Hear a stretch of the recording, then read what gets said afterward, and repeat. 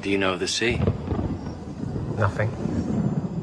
To face the sea without knowledge or skill brings only death. Of death I am knowledgeable.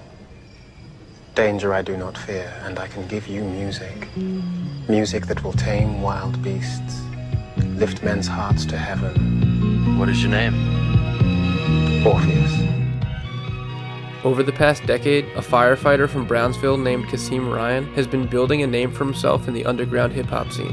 He goes by the name of Ka, and he's one of the most brilliant and consistent writers in the genre, giving us album after album, taking the art form in new places that it has never been before. His 2018 collaboration with producer Animoss is possibly his most impressive piece of art. Orpheus Vs the Sirens was released in August of 2018 and thrust the listener into ancient Greek mythology, with samples from the film Jason and the Argonauts and lyrical themes based on characters, storylines, and teachings of ancient myth.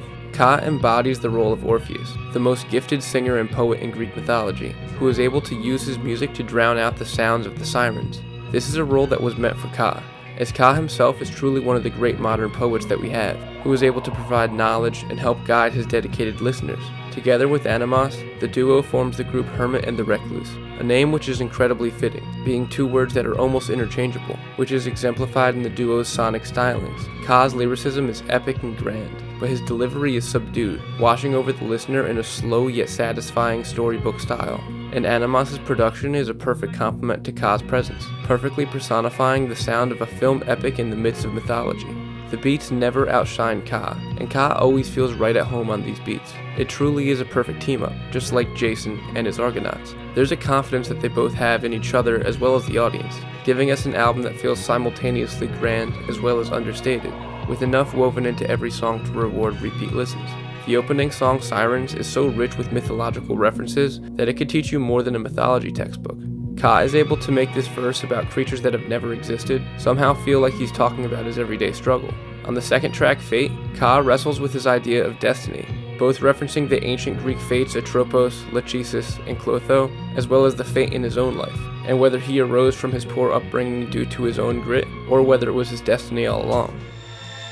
On the third track, titled Orpheus, Ka draws even more comparisons between himself and the title character, outside of their mastery of music and poetry. One of the most famous stories of Orpheus involves his wife Eurydice. When she died, Orpheus traveled to the underworld, charming Hades, convincing him to allow Eurydice to return to the world of the living. Hades agreed, but on one condition. Orpheus needed to walk in front of his wife, all the way until they reached the upper world, without looking back. Orpheus almost made it to the gate, but in worrying about his wife, he looked back to check on her, thus sealing her fate and losing her forever. Orpheus is the perfect character for Ka to embody, as Ka uses his music to look back into his past and cope with the grief that he's had in his life. Ka's rapping always feels like that of a Greek tragedy, and on this record he's able to full that to its highest potential. The goal of the main story of Jason and the Argonauts was to retrieve the Golden Fleece, and on the song of the same name, Ka tells us what he's on a quest for: compassion from the highest, food for the lowest, cures for the afflicted, roofs for the homeless, direction for the misled, heat for the coldest, love for the lonely, and peace for the soldiers. But as the hook states, he will never rest and forever quest, because Ka knows that his quest is one that can never be fully successful.